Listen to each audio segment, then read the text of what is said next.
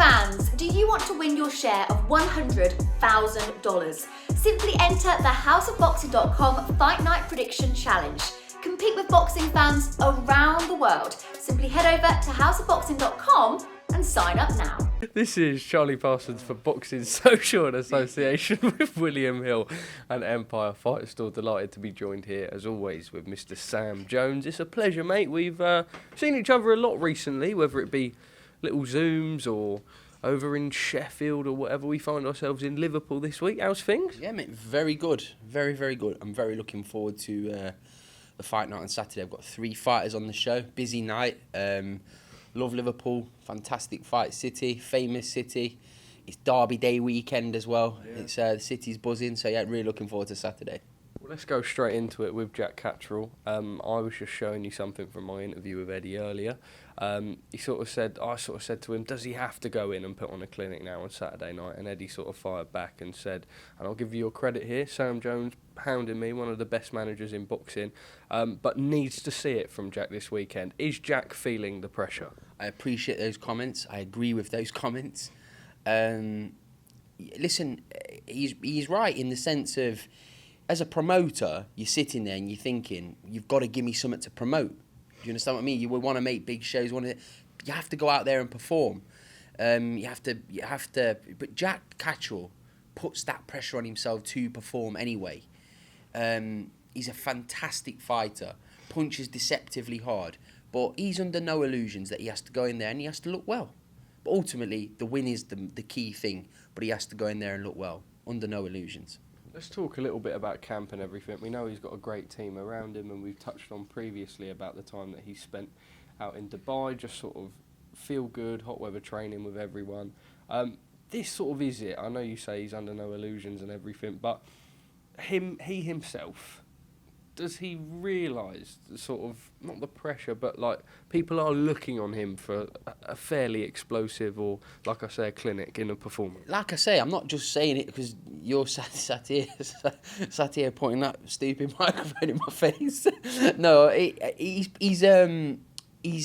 determined to put on a good performance, but he puts the pressure on himself. Genuinely, Parsons. He will say that to yourself. He demands that out of himself anyway. Never mind for Eddie, me, the crowd, whatever. He demands that of himself. So I'm very confident you're going to get a fantastic Jack Catterall performance on Saturday. I really, really do. But I'm not writing off, dismissing Jorge Linares. I've spent too much time with him, know him too well. I know he's coming over here with the points. Listen, he bowled into a press conference today with a samurai suit on. So, do you know what I mean? You can't roll into a press conference with that on without some form of confidence. So he's confident in himself. So you should see a fucking cracker on Saturday. People are saying he's rolled back the years. He's joined back with Ismael Salas. Sort of when he was speaking up at the press conference, he was saying, "This is my last hurrah. I'm taking it really seriously. I've gone back to how things once were." Yeah. I think Jack acknowledges that, but maybe something that Jack can get up for. Yeah, 100%. Look, Salas, and there's no secret, Linares has performed in his career the best when he's had Ismael Salas because they understand each other. They're friends. They were. I know they had a bit of a breakup at one stage, but they're like father and son. So Salas will probably give Linares an extra few percent for sure. Salas does have a lot of fighters, and he travels all over the world. He's all over the world, so I don't know whether he's been he's not been there for the full 8 weeks of the camp, I'm sure, because Salas is always there. He's in Australia. He's in 2 weeks with Joe and Joe Joyce. So I don't know. All I know is if Jack Catterall performs how Jack Catterall does, he will beat Linares on Saturday night. Josh Taylor next. We had a little FaceTime. I thought I had some juicy gossip, which I actually didn't. Not that it matters for this anyway, but you shut me down very quickly. But that is the one that you want next. I spoke to Frank Smith earlier. He said that's the one that you want. Genuinely, and I mean this, I've not said, we want this fight next. We've said we will take that fight next if it presents itself. Jack wants to fight for the world title. That's what we want next. If that's not available, then that's a fight we will visit. Jack is one of those people, genuinely, and I'm not just saying it, he's like, what do the fans want to see as well? He wants to give the fight fans what they want to see as well. If that's the fight they want to see, we'll see. But ultimately, none of it fucking matters unless he gets through Linares on Saturday night, so that's key. You mentioned the two other lads on the card. Khaleel Majid fighting Tom Farrell. That's a bit of a step up, isn't it? For sure. So it's a step up, but it's one he needs, and it's going to see where Khaleel is. Khalil's a talented kid, but full of self-belief. And we should see the best of Khaleel on. Khaleel has not boxed, but when he boxed in Birmingham, you saw he had a bit of an explosive start. Then he kind of, the last couple of rounds, he just kind of coasted it a little bit. And the Italian kind of came into it a little bit. It wasn't a close fight. Khaleel won easy, but it was still coasted the last couple of rounds. This fight here, he's fully fit, and he's had a tremendous camp. So let's see the best of him this time. And then young Muhammad Ali, obviously, I think he made his debut. Was it the Next Gen in Newcastle? Yes, and then obviously, believe he's fought since. Birmingham, did he fight? This is his fourth fight now. Come on, Parsons. Poor journalist. How's that come on?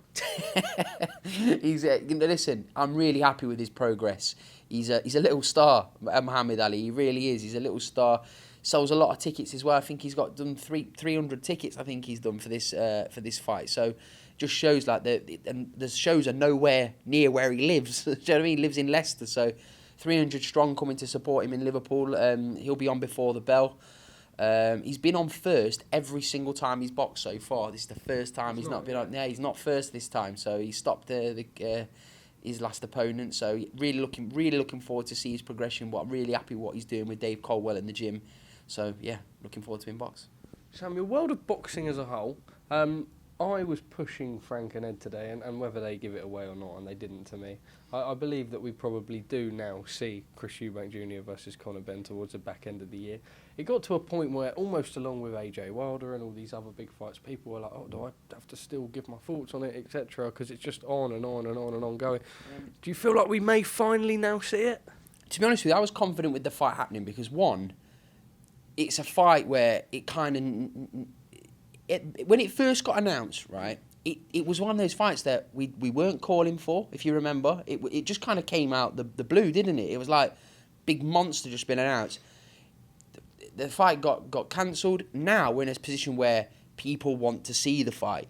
So I think for Conor, it's like it'll be a redemption kind of thing. Like he's got a real point to prove.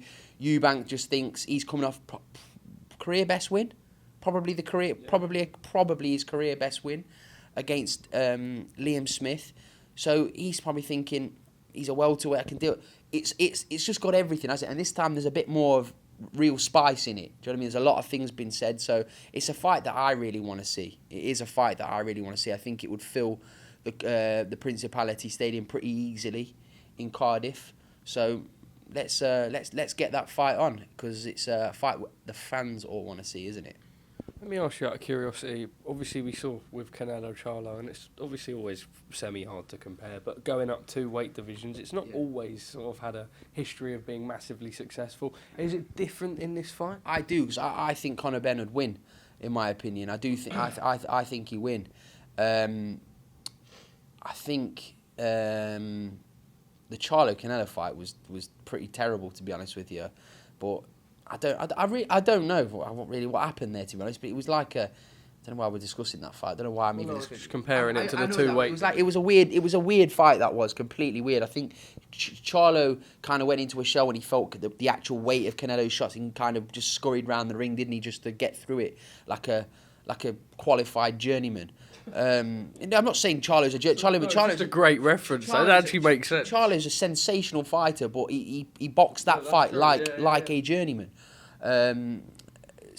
Anyway, Eubank against Benn, I do think it's very different. I think Conor Benn's got the power to put his lights out. Next week, we see Tyson Fury against Francis Ngannou, and it's something that's divided a lot of opinions and made people question all sorts, but I think the fact is it's a spectacle, right? There's a lot of money behind it. People can say what they want and doubt it as they want, but the fact of the matter is this sort of boxing going to the Middle East and bringing these personalities the way they are, the UFC champion versus the heavyweight champion, it is an event, and almost a little bit like Misfits last week, people are going to buy it. Yeah, people are going to buy it, and I'll be really honest with you. Before the undercard was announced, I probably was not going to buy it, and I buy all the boxing. But because it's just not competitive, the fight's not competitive, it was like, don't really want to be paying 30 quid or whatever it is to be watching that and staying up late to watch that. But because Adelaide's fighting Fabio Wardley, I'll pay for it and I'll watch. It's a great fight. Weird, obviously the British title being contested in Saudi Arabia, but it's a great fight and I'm really interested in it. I think it's going to be a fantastic fight. I don't think it goes past 6 rounds. I think very, very good fight. Looking forward to it. And yeah, look, Tyson Fury's going there. He's making the money against Ngannou. Fair play. Ngannou's secured the bag. He's a lovely man, by the way. Happy for him. But ultimately, the fight that they announced afterwards, this one that signed his Usyk, that's the fight we want to see.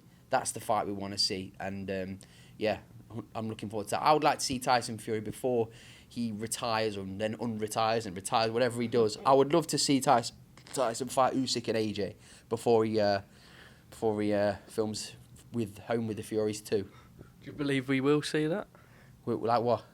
The Fury, AJ and Usyk fight? Yeah, because I know Tyson personally. I know, like, I've not spoken to Tyson for a good while now, but I know that he watches everything, he listens to everything, and he studies boxing. Fury, heavyweight boxing, that's his thing. If you ask Tyson a question about heavyweight boxing, he'll give you the answer to it, like past and present. He knows everything that's going on in his division.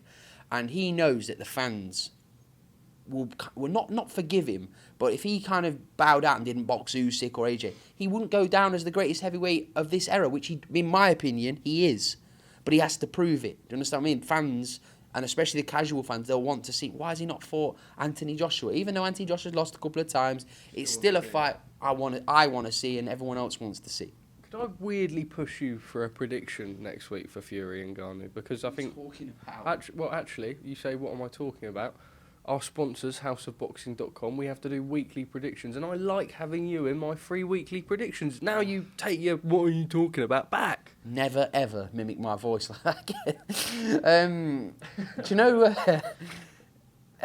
it's Tyson will win the fight whenever he wants to win the fight. Tyson Fury win via KO, via friendly KO. Via friendly KO. I don't know, however long he wants to drag the fight out for, 4 rounds, something like that, 5. He might do a Mayweather against McGregor and just kind of coast it. Probably, I don't know. Fury will win the fight. Samuel, I suppose just lastly from me, we always spend so much time talking and concerning the heavyweights. Anthony Joshua was a name that you mentioned. He's being linked to Manuel Charr. At least that's the name that you nearly spit your drink out when I say that. It's the way you pronounce it, like Manuel Charr. Well, okay, how would you say it? Manuel Charr. It's just exactly, that's exactly how I said it. You said it, like your little Cheshire Cat smirk behind the camera there. No, is it a fight we all want to see? Not particularly, but if it happens, listen, Joshua's CV, right? When he was fighting champion after champion, contender after contender, mandatory. Like, if Joshua wants to fight Manuel Charr, let him live. Let him fight him, no problem. Because one thing about AJ, he does want to fight the Wilders, the Tyson Fury. So those fights will come, and if that's the fight that's next, that's the fight that's next. Samuel, final message to the viewers? Tune in Saturday night, Jack Catterall against Jorge Linares, former 3-division world champion, coming to win. Huge fight for Jack. Khaleel Majid on the card against Tom Farrell. Bit of a breakout fight for Khaleel. Muhammad Ali looking to go 4-0 before the bell. Tune in. Let's go.